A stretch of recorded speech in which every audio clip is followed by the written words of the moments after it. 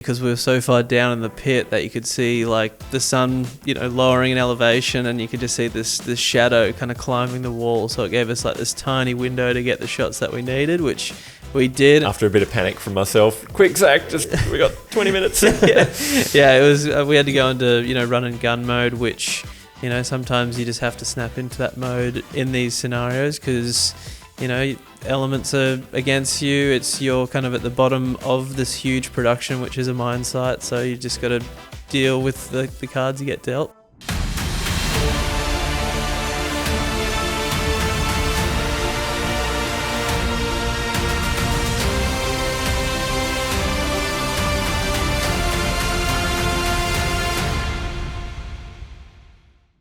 So on today's episode, I thought we would do a bit of reviewing the gold, taking a deep dive into a recent video project that we produced for global drone company DJI, filming a project out on a mine site in central Queensland. We'll chat all about the planning, the production, filming and editing. And I'm joined with our creative video producer, Zach Walker. Thank you, Zach. How are you doing today?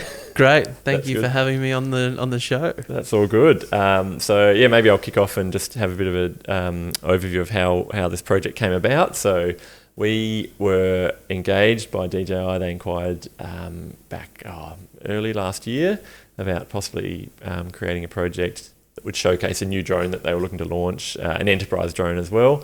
And they wanted to capture some footage and a case study basically of how BHP, the BMA Goonyella Riverside project, were using their drones for aerial mapping and surveying and that sort of thing. So they approached us and we were fortunate enough to win the project, which was pretty cool. And so maybe, Zach, do you want to kick us off and just tell us a bit about how we went about kind of the initial planning and pre-production, what was sort of involved in this project? Yeah, so DJI Enterprise sent us a really clear brief, which is always great when you're working with a company. Just kind of helps you align with their vision and what they want to achieve. Yep. So from their brief, they sent us a lot of reference material, and from there we prepared a storyboard and just broke each section of that storyboard into their KSPs, which they were looking to communicate with their potential clients. Yeah, so kind of very detailed. We weren't actually able to do a location scout, so we just created this blueprint and kind of checked that over with the team on the mine site. And they said, yeah, we could probably, shoot that here or there, and kind of did that first. Yeah. And that's often the way it goes, hey, because mine pit or haul roads change week to week, so it's often a very kind of fluid operation on site, so you can't kind of lock everything down to the T. So I guess there's a bit of willingness to go with the flow, and like you said, we had a bit of a blueprint of, hey, this is what we'd like to shoot here, that would speak to that sort of messaging.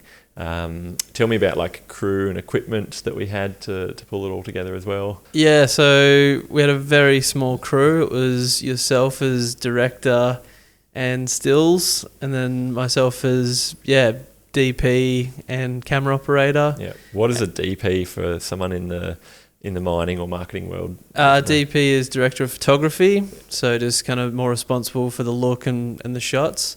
And then we had our good friend and colleague Hayden Franklin, and he was basically general assistant, and he put in some massive hours in and some hard yards for a couple of big days. I thought it was a good team. It was a lean team, but we had what we needed to get it going. Mm-hmm. So equipment wise, what's sort of needed on a shoot like this typically as well? So this one, because we were traveling, we had to provide a lighting kit as well, so we had to kind of do a very, again, using lean as the best example of a kit that we could bring to site, because it's got to travel, it's got to get into the back of ute on site as well, so you can't have too much gear, got to be light, small footprint. Willing for it to get a bit dusty. Exactly. And then we had our sound kit, which was set of radio mics, lapel mics, and a boom. Yep. And then it was just two. Was it one camera? One camera. We had one camera. Yeah. We had a backup camera. Yep. Stills camera. Yep. drone as well. Yep. Yeah, and then we had some really nice cinemodded contact Zeiss, kind of stills to cinema lenses, I guess you'd call them. Which provide a really nice look with the FX6 and the Sony image. I think having a reliable camera, there's a lot of, I know different videographers use different sort of cameras. There's a lot of like really small cameras these days as well, but some of those I've heard like will overheat as well out in harsh conditions. So having a camera that can that's also like weather sealed, can take a bit of dust or heat, and it's not going to fall over after a day of shooting or run out of battery or something like that and corrupt the footage. I think we love our Sony cameras. That FX6 is as good as gold. Absolute battle axe. Yeah. No, that's it. So we had that kind of gear that we'd sort of organised. Kit had booked all of the travel and the schedules to make sure that was all going. And then I guess part of our planning as well, we then presented that back to the client, and not only the client from DJI, but also the guys on site at BMA, so they were aware of like what we were proposing, and we could get feedback from them as well. In terms of like, okay, we want to set up for an interview for an hour here, and then we want to capture this for 2 hours. So we sort of had a plan that we had proposed, knowing that you've got to go with the flow sometimes and be flexible and adjust as we go. Take me through some of the challenges that we had on the shoot. I know we were filming at one point down in the pit, and we wanted to capture vertical footage of the drone doing vertical high wall mapping and things like that. What was some of the challenges we had there? So a challenge in that scenario was, kind of losing light drastically because we were so far down in the pit that you could see the sun lowering in elevation, and you could just see this shadow kind of climbing the wall. So it gave us like this tiny window to get the shots that we needed, which we did, and they're absolutely fantastic shots, as you can see there. Like, they just create this depth and atmosphere to be on that site. After a bit of panic from myself, quick Zach, we got 20 minutes. It was. We had to go into run and gun mode, which sometimes you just have to snap into that mode in these scenarios because elements are against you. You're kind of at the bottom of this huge production, which is a mine site, so you just got to deal with the cards you get dealt. That's right. You can't hold up the haul trucks or the drag line to get your shot. No. I was really thankful with how that sort of turned out. On the shoot as well, we conducted 2 interviews, didn't we? So that was sort of, myself was kind of asking the interview questions and extracting those sort of answers out from the 2 BMA guys. Like, we shot some in the morning, but some late in the afternoon as well. Take me through like the interview setups and how did we come to those sort of shots there? Yeah, so as you can see on screen, like, it looks like, perfect, that twilight kind of look there, but that was almost pitch black. Like, that was the Sony and a massive, ISO tip of the hat there. Like, that was almost pitch black. You could almost not even see his eyes. And look what this... Come out really well. Yeah, so look what's happened there with a great sensor. And we opened up the lenses right up, and it just created this beautiful look for an interview. And that's it. And then with the interviews as well, like, I often find, we've got a list of questions that we've either been given by the client or we've helped develop with the client. But often, if you're just asking like quick fire questions, you kind of get like corporate kind of sounding answers or rigid kind of sounding answers. But if you kind of make it a bit more conversational as well, so often, I'm often willing to go off on a few tangents or ask some general sort of warm-up questions, so the people that we're interviewing will feel comfortable in front of camera, as though they're just chatting to you, and then they're more likely to give genuine sounding answers and open up on what they find, how they find using the product and their experience and that sort of thing. So we did that with Greg on that evening, and then the next day we ended up shooting some more footage with Greg as well, but also an interview with Luke. This one that you can see here in front of the ute. Take me through how we set that one up. Yeah, so this one, this was our second setup for the day, and we decided to use this setup and actually embrace, the harsh natural light here, which wasn't too toppy. It still had a little bit of an angle on it. So yeah, we embraced that. We did a little bit of mine site set design with the placement of the drone and the practical light on the LV, the light vehicle. Yeah. But yeah, so usually we'd fly an overhead scrim and try and kind of cut that Soften harshness it up. out. Yeah. But it was looking really, really nice on camera, and we decided let's bring in that kind of harsh environment, which it is. Like, let's use visual literacy and show it's a harsh environment which these drones operate in, and that's how you show it. Yeah. No, that was fantastic. I really liked the way that you'd set that up.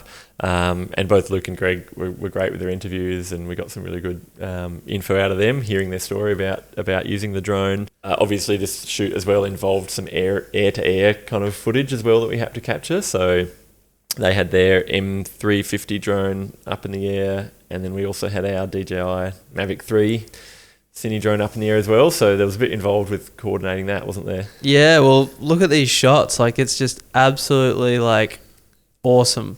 And, well, you were the pilot there. Tell us about that experience. Yeah, it was a real thrill. Such a good location to shoot at, and an amazing product to be shooting as well. But the key with getting the air-to-air shots was like communication with Greg as he was operating. So rather than just putting both the drones up and just winging it and seeing how we go, we talked about it beforehand in terms of like, all right, let's take off separately and then go up to this predefined altitude, and then I'll come up maybe 10 meters above you. I'm going to then do an orbit around while you're stationary, and then if you track off to the straight ahead, and then I'll follow you. And so we kind of just back and forth were communicating in terms of what I was proposing to do next, and then getting his feedback as well. So we made sure we were never, on the same path, which would lead to a disaster. So it was nerve-wracking. Like, you get a real thrill out of it, exhilarating. And yeah, just really, really thankful with how those shots came up. One of my favourite ones was this one here, where we had their drone sort of beneath our drone, and we were looking directly down as it was sort of flying along together. You get that kind of close-up view of the drone in action, and you see the mine environment underneath it as well. Yeah, I just kind of love that unique look that a drone can get, and some of those close-ups we were able to get as well. So now we had a few choices to make on the shoot as well, in terms of like, hey, on the start of day 2, where do you want to go? Do you want to go into the pit, or do you want to go out to this mine rehabilitation area? And we decided to go out to the rehab area. And you ended up just getting some absolute gold nugget shots there. These ones here of, just in that soft morning light. And as you can see, like, it just pairs with the drone sequence. And yeah, like you said, I mean, we're blessed with a really nice morning. And again, we didn't get to location scout. So it was just, that looks great. Let's just shoot there and find our good angles. And we put all, trust into our chaperones as well. It's kind of you're in their hands, so it's kind of that's how it goes. You mentioned finding your good angles. So like the last scene that we were at, or the second last scene we were at, was near this drag line, this massive big dirt mover, which I love shooting. And I think we had 20 minutes maybe to do that. So take me through that. We didn't have time to really set everything up and take our time with stopping and starting here. It was just I was like, quick, put the drone up. We've got to get these shots. Zach, quickly, you just got to go and do something. Finding your angles, how do you kind of approach when you got limited time, which often you do on a mine site or a manufacturing site or whatever? What's your kind of approach to thinking through angles, and how does that help kind of tell a story? Yeah, I guess, starting, in the formula mode, which is just get your establishing wide and then your mid, and then move in and get coverage of what's happening in the scene. But yeah, as you said, because we only had 20 minutes to shoot it and you were flying the drone and communicating with them, I just had to give little hints of, hey guys, can you just look up there? Can you do a quick point? Can you look down back at the screen, and can you use these joysticks? So it was kind of, it was very, I don't know, almost two edges of the sword there. We're getting great drone content, as you can see. And the guys were, being really generous and letting us kind of shoot two things at once with the limited time that we had. And so you were directing them as you go. Do you know what's going to work, what's not going to work? Is that based on, you thinking through what's to come in terms of the editing process? How does that come together in your mind? Yeah, well, because both you and I are actual editors as well, like we edit a lot of projects, I think we know what shot's going to work with the next one, or I know you're going to get a nice kind of orbit around the drag line, so I'll get a shot of the guys kind of on the controllers then looking up, which I know what will cut with that orbiting shot. And if you get a detail shot, I'll know kind of go more close up and see what they're doing with the controllers. It's kind of our editing brains, I think, come into our shooting brains. And I like the way in this video as well where, because part of this story we're wanting to tell, like, you know, that this drone team are using this amazing drone, but they're also helping improve safety on site and efficiency and stuff like that. So wanting to paint them as like the heroes of the story as well. And even that subtle stylistic kind of choice that you had in terms of like looking up, you know, sometimes like that slightly lower camera angle, looking up at the guys on screen gives that kind of like hero kind of image looking out. So I thought that sort of came across really strongly, and you see them, you know, looking out with that sense of pride. I always find it's like amazing how you can help communicate, like you said, that literary, what'd you say? Visual literacy. Yeah. It's like helping tell the story through the visuals, which you can see without needing the words. So it's kind of like, and that's what I love about the beauty of video, is that you hear what people are saying, but you're actually seeing it communicated as well visually, which I think is really powerful. So even if you watched this video on mute, you would still get the same impression of what this drone's capable of and what this team are nailing on site there. Nice job with those angles. And then one final thing I wanted to cover was like in terms of like the controller screen that they wanted to capture, you know, because that's one of the features of this drone is, you know, the bright controller screen and large controller. Take me through how you approach getting that footage, those shots as well. Yeah, so on the day there was a firmware update warning that kept coming up, which we couldn't actually record, you know, a live action screen because it's big orange light flashing up on the screen. Exactly, it wasn't going to work in terms of quality wise, so we ended up just doing a bit of a plate, or as much of a plate shot we could get of the controller, and then our extremely talented editor here at Pure Gold Films, Zolly, did like a really nice kind of comping of the updated screen. The guys went out back on site and did a few more shots. They did a screen recording for us, didn't they? Yeah, did a screen recording, and then we kind of comped that in, and it looks amazing. Like, hats off to the guys again for going out and doing that, and Zolly as well for comping that in. No, that's it. So it was a whirlwind of a shoot. I think, day and a half we were out on site, a couple of interviews, 4 or 5 different scenes. I think at the alarm, what time did we get up? I can't even remember if it had a 3 or a 4 in front of it. Something like that. They usually do, don't they? So they make for long days, but I think, I guess we're kind of used to it with those kind of shoots. You give it all you got. Just, you know, you're trying to get the best outcome, and you're managing multiple stakeholders on the shoot as well, thinking about the client back in the office as well, trying to juggle that. So there's a lot that sort of comes together, but I get a real kick out of it, I reckon, in what we can create. And then handing that footage over to Zolly to work his magic. I guess then at that point it comes back to that plan and that shot list that you'd sort of developed in the pre-production. And so why would you say it's important to actually have enough time planning for like a mine site shoot when it comes to the edit? Well, you know, as a lot of people do know, that like a picture, a film is made in the pre, and then you execute it on the day with all the great pre and time you've invested in doing it. So I think that gave us the foundation and the story for Zolly to then he had a look at the storyboard and the breakdown, and then pieced all the puzzles of the footage that we got. So I think that's super important. It's all about the pre-production, I think.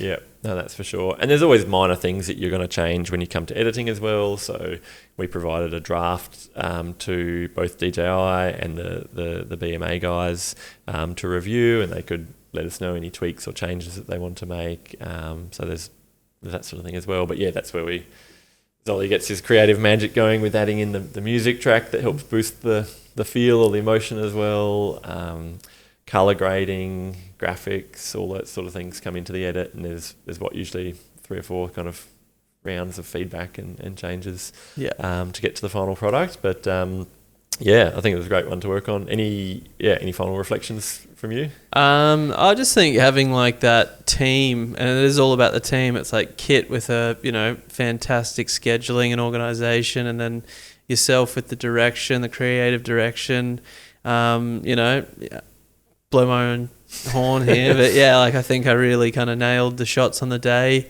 Hayden, who just put in an absolute mammoth effort in and out of cars, booming, bouncing light, all that, and then Zolly kind of tailoring it all to the client's vision. I think it was just a really great team for 5 people to, and then also the DJI team for trusting us, and the BMA team for having trust of us being on their site and knowing that we're not going to, fall into any pits or trip over or, do anything like that. Yeah. No, that's it. No, it's a real highlight from recent times for sure. So, and huge thanks to DJI, thanks to me for trusting us with that project as well. And we're looking forward to working on the next one with you. Let's wrap it up for today. Thanks, Mr. Walker, for coming in.